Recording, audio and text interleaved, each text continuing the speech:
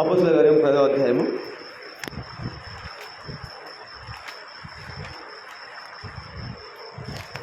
వాక్యం అయితే మనము ఎన్నోసార్లు ఇంటికి వచ్చాము. అయితే అపోస్తలుల కార్యం 10వ అధ్యాయము 1 నుంచి 8 వచనాలు మనం అందరము మార్చి చదువుకుందాము. అపోస్తలుల కార్యము 10వ అధ్యాయము 1 నుంచి 8 వరకు.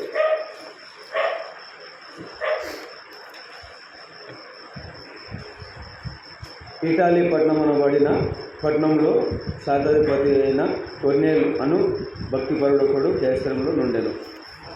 అతడు తన ఇంటి వారితో కూడా దేవుని యందు భయభక్తులు గలవాడు నుండి ప్రజలకు బహు ధర్మము చేయించు ఎల్లప్పుడూ దేవునికి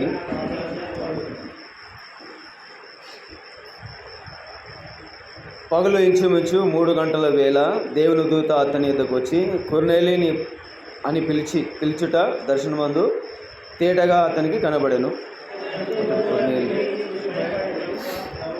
ప్రభు ఏమని అడిగింది, దూత నీ ప్రార్థనలను నీ ధర్మకార్యం దేవుని సన్నిధిలో జ్ఞాపకం చేయను. ఇప్పుడు నీవు ఎఫెసుకు మనుషులను పంపి పేతురు అను మారుగల సీమోను పిలిపించుము.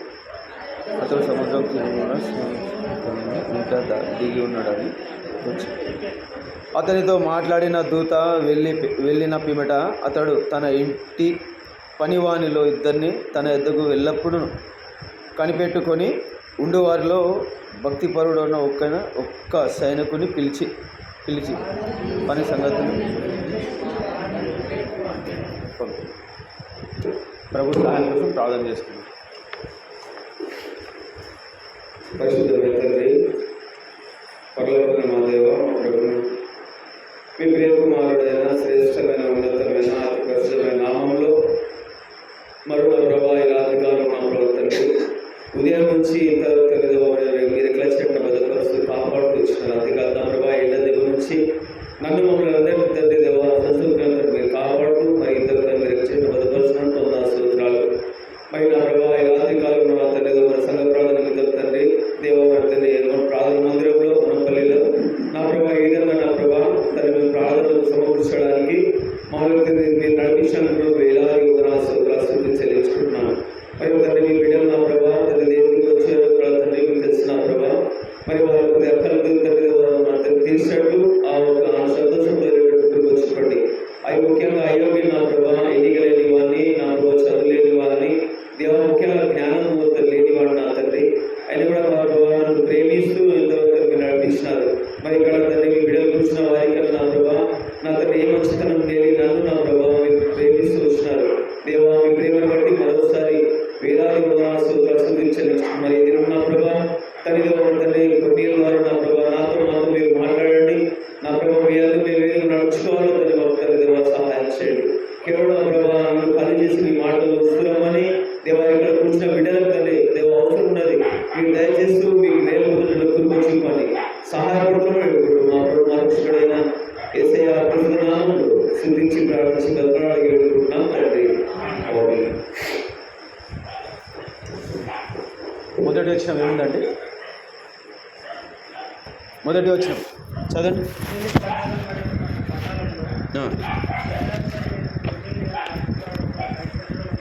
ఎవరంట? భక్తి పరుడు. ఎక్కడ ఉన్నాడు అతడు? కేసరంలో ఉండేను. మరి అతడు ఉండి ఏం చేస్తున్నాడు అక్కడ? 2 రోజులు చూసుకుంటే అతడు తన ఇంటి వారితో కూడా ఎవరితోని? అతడు తన ఇంటి వారితో కూడా.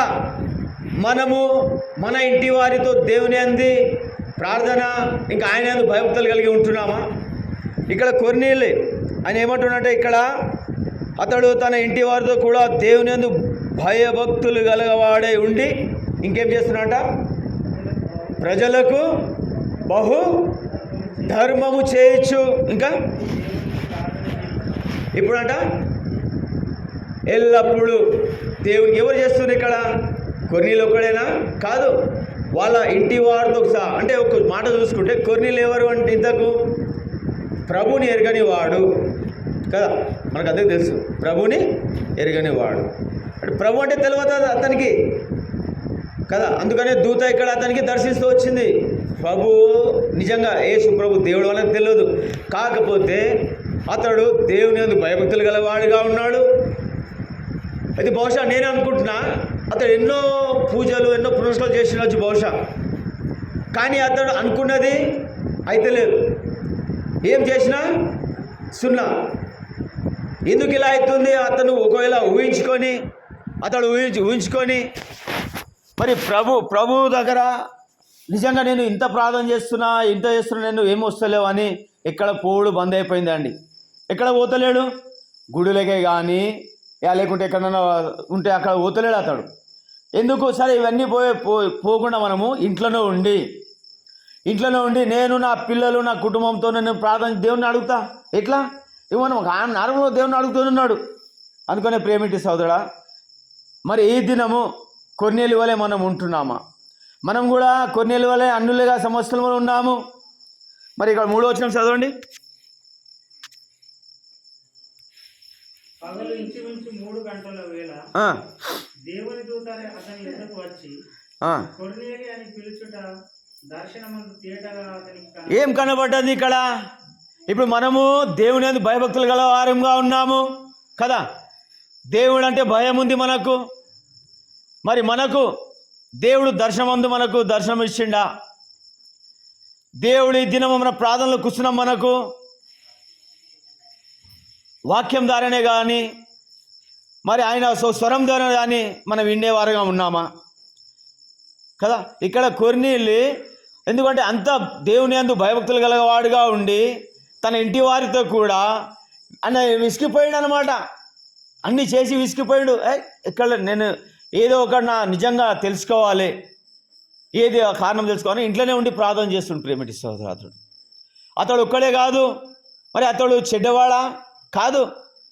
జనుల కంట బహు న్యాయం న్యాయం చేస్తుండ. బహు న్యాయం అని పరిశుద్ధ గ్రంథంలో రాయబడ్డది కదా.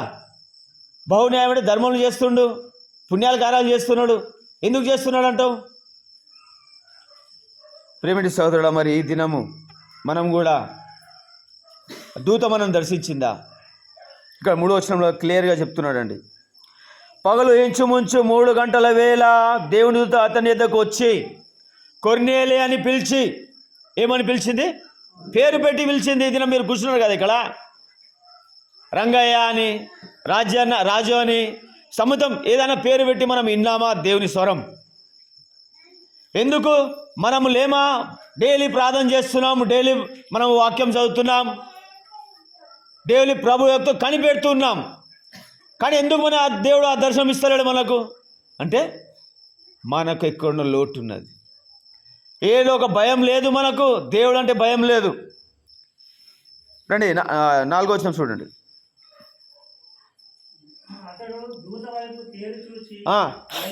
ఏం చేసినట?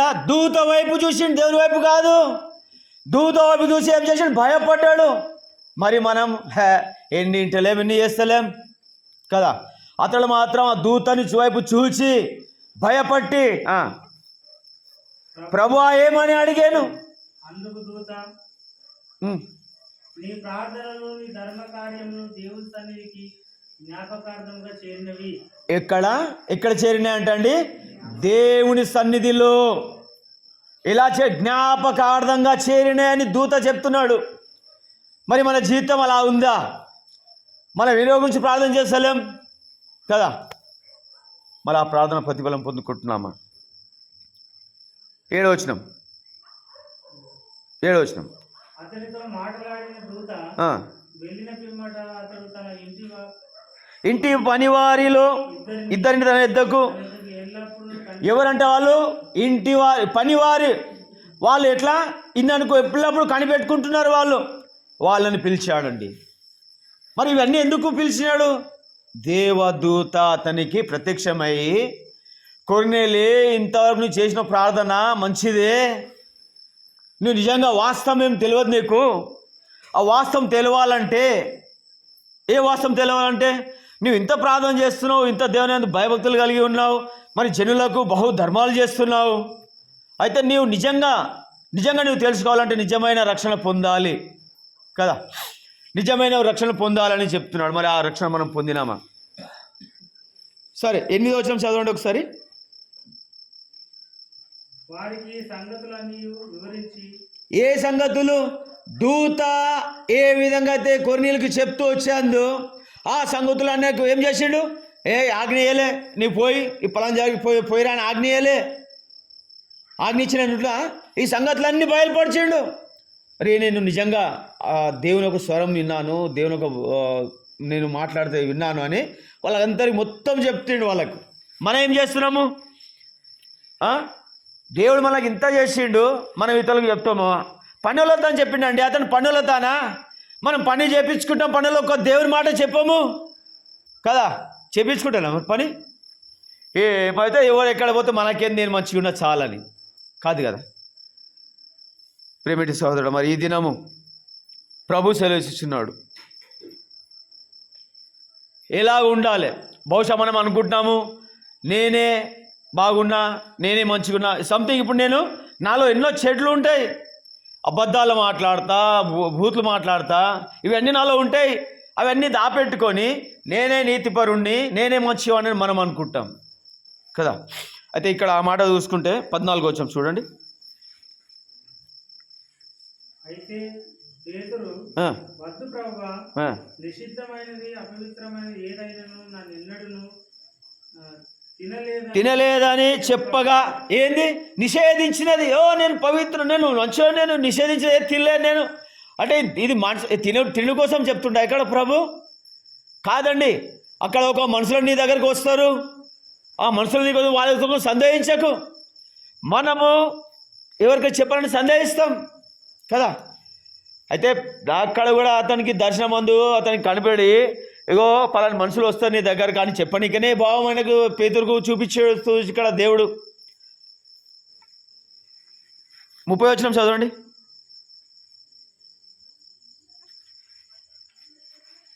అందుకు కొర్నేలి 4 దినముల క్రిందట పగలు 3 గంటలకు మొదలుకొని ఈ వేళ వరకు నేను ఇంత ప్రార్థన చేయుచుండగా ప్రకాశమైన వస్త్రములు ధరించిన వాడొకడు నా ఎదుట నిలిచి. ఇది ఎవరికి చెప్తున్నా అంటే ఇక్కడ కొర్నీల దగ్గరికి వెళ్ళాడు.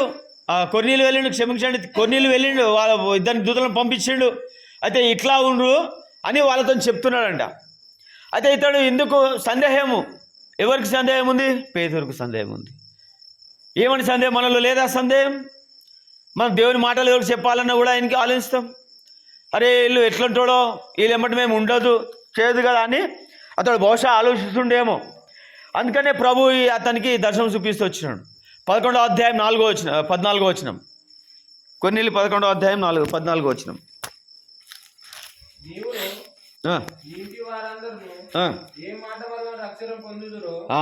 ఇక్కడ ఉంది అసలైన మాట.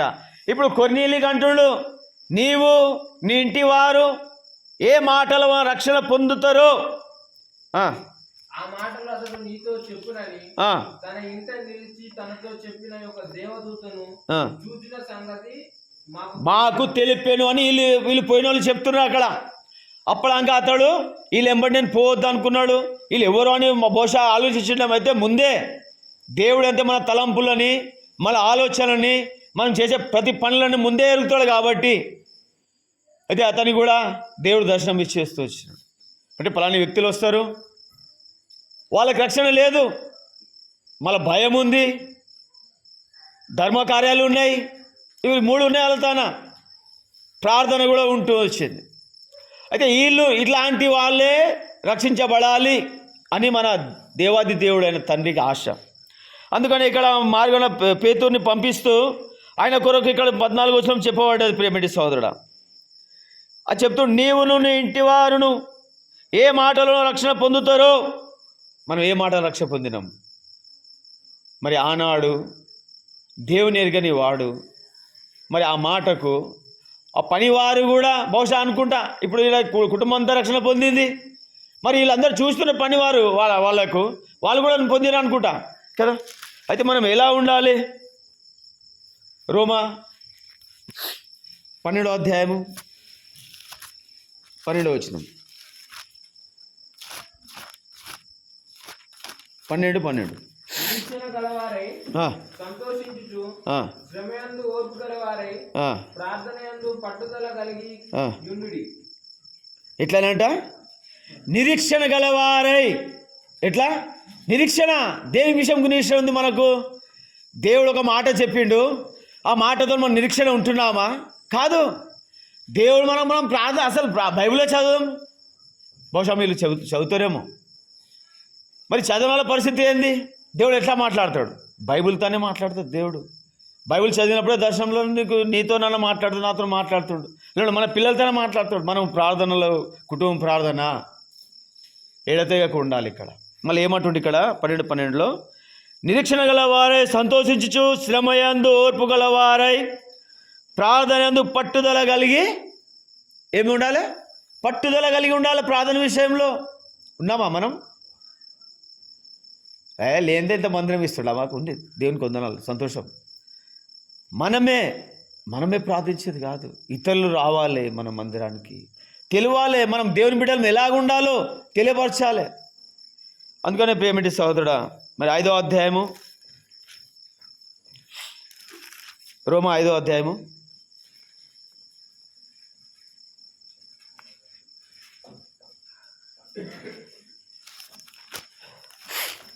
3వ వచనం చదవండి. 2:3.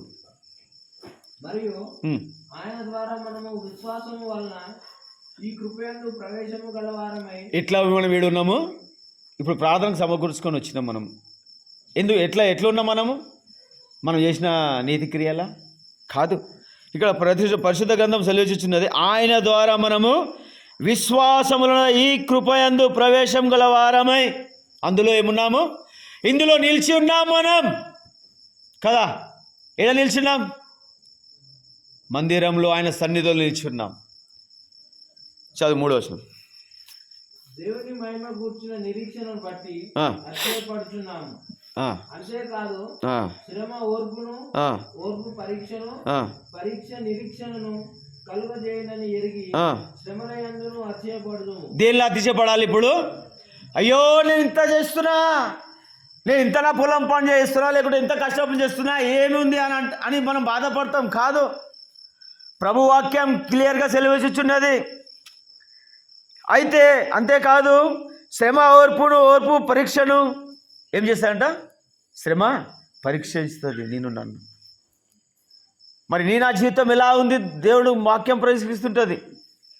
అందుకని ఇక్కడ అంటుండే ప్రియమైన సోదరుడా, శ్రమ ఓర్పు పరీక్షను, పరీక్ష నిరీక్షణను కలుగజేయనని ఎరిగి శ్రమలందు ఏం చేయాలి? మనము ఏం చేయాలి? బాధపడాలి కదా. లే శ్రమలందు అది నా దేవుడు నాకున్నాడు, నా తండ్రి నాకు ఇంక తీస్తాడు. ఎప్పుడు తీస్తాడు? ఆయన సన్నిధిలో నిలిచిన వారంగా ఉండి ఆయన సన్నిధిలో ఎడతెగక ప్రార్థన చేస్తే. అపోస్తుల కార్యం 2వ అధ్యాయం అందరికీ తెలుసు మీకు, 42వ వచనం. అపోస్తుల కార్యం 2వ అధ్యాయం, అపోస్తుల కార్యం 2వ అధ్యాయం ప్రార్థనలో ప్రవేశిద్దాం మనం. చదవండి ఏంది 2వ అధ్యాయంలో? ఎట్లా మీరు అపోస్తుల బోధయందు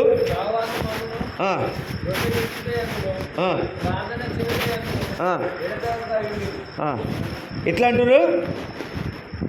ఎట్లానంట? వీరు ఎవరు? వీరు ఇలా కూర్చున్న వాళ్ళు సహవాసం అందు, రొట్టె చేయించినందు, ఇంకా ప్రార్థన ఎందు ఎట్లున్నారంట?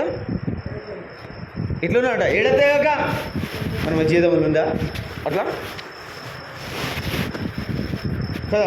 రొట్టె ఏడుస్తున్నాం సరేనే, ప్రభు ఆరాధిస్తున్నాం సరేనే, ప్రభు నీతికారాలు అనుకుంటున్నాం సరిగానే, కానీ అలా ఉంటున్నాము మనం. ప్రేమిటి సోదరుడా, ఎందుకు ఈ మాటలు ఇక్కడ ప్రభు చెప్తున్నాడంటే 41 చదవండి. కాబట్టి అతని వాక్యము అంగీకరించిన వారు బాప్తిస్మం పొందిరి. ఈ 3,000 మంది ఏర్పరచబడ్డారు. అయితే వీళ్ళ కొరకు చెప్తున్నాడు. ఏమని చెప్తున్నాడు? ఈ దినం నీతో నాతో అదే చెప్తున్నాడు. ఎక్కడ ఉండొద్దంటే మనము లోకంలో ఉండొద్దు, సాహసంలో ఉండాలి. సాహసంలో ఉంటే మనల్ని కంట్రోల్ చేసుకోగలుగుతాం. మన నాలుకని కంట్రోల్ చేస్తాం, మన చూపుని కంట్రోల్ చేయగలుగుతాము, మన శరీరాన్ని కంట్రోల్ చేయగలుగుతాము కదా. ఆ సాహసం లేకుంటే అన్ని లోకంలో నువ్వు చేస్తాం, ప్రార్థన చేస్తున్నావు, అవన్నీ చేస్తున్నావు, కానీ అన్ని లోకం ప్రవేశించలే. దేవుడు అది అంగీకరించాడు. ఎట్లా ఉండాలంట? బోధ యందు, సహవాసం యందు, ప్రార్థన యందు ఎడతెగక ఉండాలి. ఆ రకంగా ఉంటే ప్రభు మనల్ని ఇంకా కాదు, దీనికన్నా అద్భుతం చూస్తాం మనం, కంపల్సరీ చూస్తాం. ఇది ఆదికాండం 15వ అధ్యాయం ఒక మాట చూస్తాం. ఎందుకు అలా మనము కూడా దేవుని ఆశీర్వాదం పొందేవారుగా ఉంటాము. నిజంగా ఈ దినము ఆ దేవుని ఆశీర్వాదం పొందడానికి ధన్యుడు ధన్యురాలు ఇంకా ఆశీర్వాదం పొందలేకుంటే ఏమిటి సోదరు? 15వ అధ్యాయం మొదటి వచ్చిన సోదరుడు, ఆదికాండం 15వ అధ్యాయం మొదటి వచ్చిన.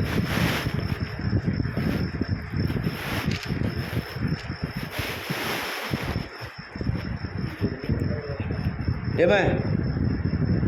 ఆదికాండము 15వ అధ్యాయం మొదటి వచనం.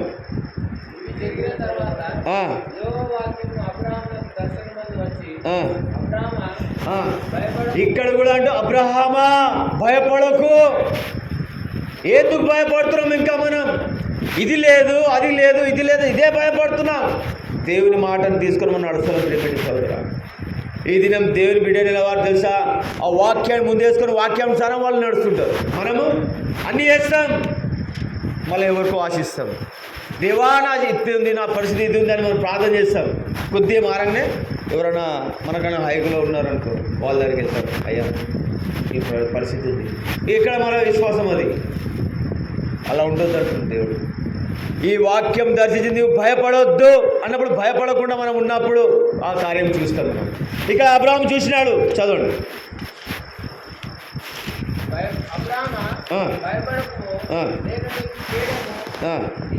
నేను నీకు కేడము, నీకు బహుమానము అత్యధికము చేస్తా అని చెప్పిండు. అవుతుంది కాలేదా అబ్రహాంకు జీవితంలో? మరి అబ్రహాం ఇక్కడ ఏం సరిగినట్లుందా కదా? కింద చదువు.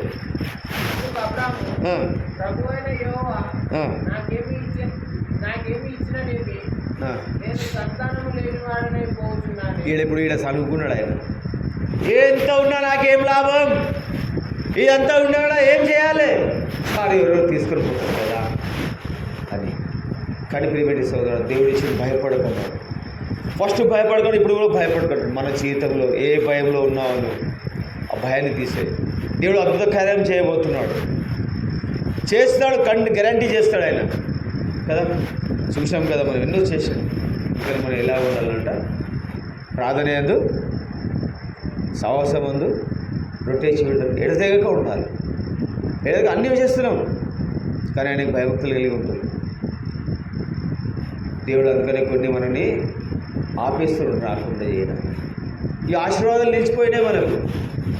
ఈ ఆశీర్వాదాలు పొందాలంటే కొన్నిళ్ళు పొందిండు. ఆయన ఎలాగున్నాడు? అతడు అతని ఇంటి వారు దేవుని యందు భయభక్తులు కలిగారిగా ఉండి, ఎల్లప్పుడూ ప్రార్థన చేయవారిగా ఉండి, రక్షణ లేదు అతనికి, అతని కుటుంబానికి. ఆయన కూడా దేవుని యందు ఎవరో నిజమైన దేవుడు అని ఆయనలో భయం ఉంది. మరి నిజమైన దేవుడు తెలుసుకొని కూడా భయం లేదు మనలో. మరి ఈ దినం ఆయన రక్షణ పొందాడు, ఆయన పనివారు రక్షణ పొందాడు. మనం పొందినాము. మనతో ఉన్నవాళ్ళు, బయట ఉన్నవాళ్ళు, మన స్నేహితులు రక్షణ పొందేదా? మన మాటలు ప్రభు అదే కోరుతున్నాడు. ఇది మన మాట్లాడి సువార్త గురించి. ఎందుకు సువార్త? సువార్త ద్వారానే అనేక ఆత్మ రక్షించబడతారు. మనము కూడా ఆ సువార్తలో మనం పాల్గొవారిగా ఉండాలి. ఇక్కడ అతనికి అన్నాడు, ఈ చేర్చుకో అంటే దేనికోసం అంటున్నా అంటే మీరు మీకు ఒక మార్గం చూపించడానికి కదా. రండి ఒక వచనం చదువుకొని మనం ప్రార్థన చేసుకుంటాం.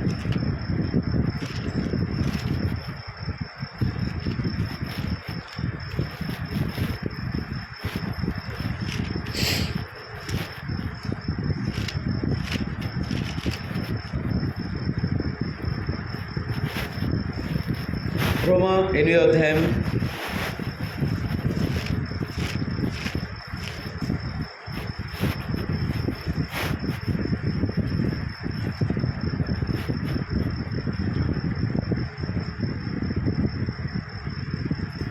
28వ వచనం చదువు.